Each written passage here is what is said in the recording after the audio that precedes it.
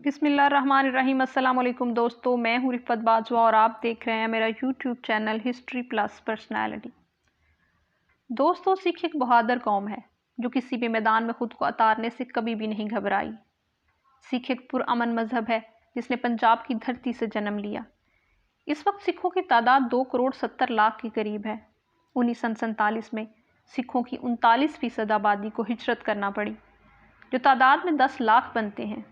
اس وقت ہندوؤں کی ایک بڑی تعداد فوج کا حصہ بھی تھی، کیونکہ سکھ بر صغیر پر راجہ رنجیت سنگھ کے زمانے میں حکومت بھی کر چکے تھے اور انگریز نے سکھوں سے ہی پنجاب کی حکومت چھینی بھی تھی۔ انگریز جب تقسیم سے پہلے ہندوستان سے جا رہا تھا تو سکھوں کے پاس 3 آپشن تھے، یا تو وہ ہندوؤں کے ساتھ الحاق کر لیتے، یا پھر مسلمانوں کے ساتھ، یا پھر الگ سے اپنا ایک راج قائم کرتے، جیسے کہ آج خالستان۔ 1942 میں کرپس مشن آیا اور 1947 میں کیبنٹ مشن بنایا گیا۔ اس وقت سکھوں کے لیڈر ڈپلومیسی کو نہ سمجھتے تھے۔ سکھوں نے 1920 سے 1925 تک ایک گردوارہ لہر چلائی، جس میں سکھوں کو کامیابی ہوئی اور سکھوں نے انہی لیڈروں کو اپنا سیاسی لیڈر بنا لیا۔ سر سندر سنگھ چیٹیا اور بابا کھڑک سنگھ جیسے لیڈروں کو پیچھے دھکیل دیا گیا۔ اس وقت کانگریس ہندوؤں کی جماعت تھی اور مسلم لیگ مسلمانوں کی۔ اس وقت کانگریس میں کچھ سکھ لیڈر تو موجود تھے، لیکن وہ ہندوؤں کے ماتحت تھے۔ ان لیڈروں میں تارا سنگھ، جو 1920 سے لے کر 1967 تک سکھوں کا بے تاج بادشاہ رہا ہے۔ اس وقت سکھوں کا یہ لیڈر قائد اعظم رانا لیاقت علی خان، گاندھی جی اور نہرو اور دوسرے سیاسی لیڈروں جیسی سیاست کو نہ سمجھتے تھے۔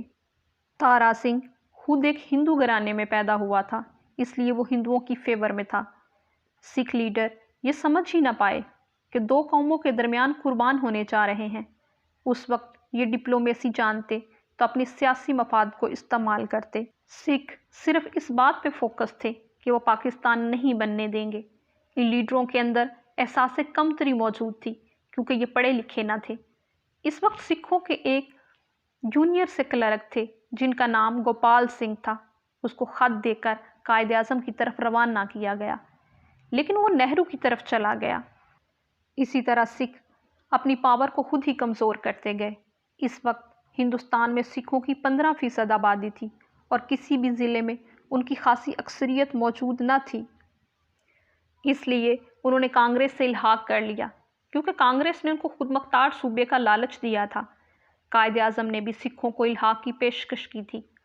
مہاراجہ پٹیالہ سے ملاقات میں قائد اعظم نے ان کو باقاعدہ شمولیت کی دعوت بھی دی تھی۔ وہ پنجاب میں سکھوں کی آزادانہ خود مختار ریاست کے حامی بھی تھے۔ وہ مہاراجہ پٹیالہ کو اس ریاست کا ہیڈ بنانے کو بھی تیار تھے، لیکن قائد اعظم یہ چاہتے تھے کہ سکھ پاکستان کے بننے کے بعد ان سے الحاق رکھیں۔ لیکن مہاراجہ پٹیالہ، جو ذاتی طور پر ہندوؤں کے ساتھ الحاق کر چکا تھا، اس نے قائد اعظم کی آفر کو مسترد کر دیا۔ لارڈ ماؤنٹ بیٹن نے دوبارہ سے مہاراجہ پٹیالہ کو قائد اعظم سے ملنے کے لیے اصرار کیا، کیونکہ انگریز یہ چاہتے تھے کہ پنجاب میں مسلمانوں اور سکھوں کا الحاق ہو جائے، کیونکہ انگریزوں نے پنجاب مسلمانوں اور سکھوں سے ہی چھینا تھا۔ انگریز ہندوستان چھوڑ کر جا رہا تھا، اس لیے وہ چاہتا تھا کہ پنجاب مسلمانوں اور سکھوں کے پاس ہی رہے، کیونکہ پنجاب اس وقت بھی سب سے زرخیز صوبہ تھا، اس لیے ہر قسم کے اجناس کی پیداوار یہیں سے پورے ملک میں بھیجی جاتی تھی۔ مہاراجہ پٹیالہ دوبارہ سے دہلی میں قائد اعظم فاطمہ جناح اور رانا لیاقت علی سے ملا، جس میں قائد اعظم نے ان کو آفر دی کہ پنجاب آپ کا الگ سے صوبہ ہوگا، الگ سے پارلیمنٹ ہوگی اور آپ کی اپنی فوج ہوگی۔ مہاراجہ پٹیالہ کے ساتھ ہردیپ سنگھ بھی موجود تھا۔ ہردیپ سنگھ اپنے ایک انٹرویو میں بتاتا ہے کہ ہم قائد اعظم کی ایسی آفر سن کر سناٹے میں آ گئے اور ہم نے قائد اعظم سے یہ سوال کیا کہ آپ کے جانے کے بعد آپ کا وعدہ وفا کون کرے گا؟ اس پر قائد اعظم نے کہا، پاکستان میں میرے الفاظ الہامی سمجھے جاتے ہیں، ان سے پھرنے کا سوال ہی پیدا نہیں ہوتا، چاہے میں رہوں یا نہ رہوں۔ لیکن سکھوں نے پھر بھی ہندوؤں کے ساتھ رہنے کا فیصلہ کر لیا، کیونکہ وہ کانگریس سے پہلے ہی ہندوؤں سے وعدے کر چکے تھے۔ سکھ بغیر کسی شرط کے کانگریس کی جھولی میں جا گرے، کیونکہ کانگریس صرف زبانی بیانیے دیا کرتی تھی، وہ اقلیتوں کو ہر قسم کے حقوق دے گی۔ بھارت کی آزادی میں جس نے سب سے زیادہ قربانی دی وہ سکھ قوم تھی۔ اور بھارت کے آزاد ہونے کے ساتھ ہی سکھوں کو کرمنل قوم قرار دے دیا گیا۔ ہندوؤں کو بھارت مل گیا اور مسلمانوں کو پاکستان مل گیا، اور سکھوں نے اپنے لیے کوئی مطالبہ ہی پیش نہ کیا۔ 1951 میں بھارت میں جب نیا آئین بنا تو سکھوں کو وہ حقوق نہ دیے گئے جن کا ان سے وعدہ کیا گیا تھا۔ ہندوؤں نے ایک اسٹریٹجی کے تحت ہریانہ کو پنجاب میں شامل کر دیا، جہاں ہندوؤں کی اکثریت تھی۔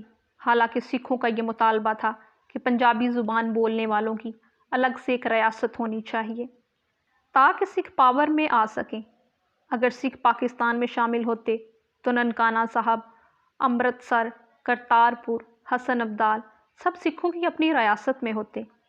بھارت میں سکھ جو بہت کم تعداد میں موجود ہیں، اگر پاکستان میں شامل ہوتے تو ان کی تعداد آبادی کے لحاظ سے بہت زیادہ ہوتی۔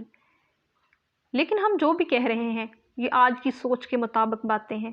حالانکہ سکھ لیڈروں نے جو بھی فیصلے کیے ہوں گے وہ اس وقت کے حالات کو دیکھ کر کیے ہوں گے، لیکن سکھوں سے ہماری محبت امر ہے، کیونکہ ہماری تہذیب، ہمارا انداز، ہمارا لباس، ہماری زبان اور ہمارا کلچر بہت حد تک ایک سا ہے۔ اگر میری اس ویڈیو سے کسی کی بھی دل آزاری ہوئی ہو تو معذرت، اور اگر آپ کو میری یہ کاوش اچھی لگے تو میرے چینل کو لائک کریں، سبسکرائب کریں اور کومنٹ کریں۔ اللہ تعالیٰ کی ہزاروں رحمتیں برسیں آپ پر۔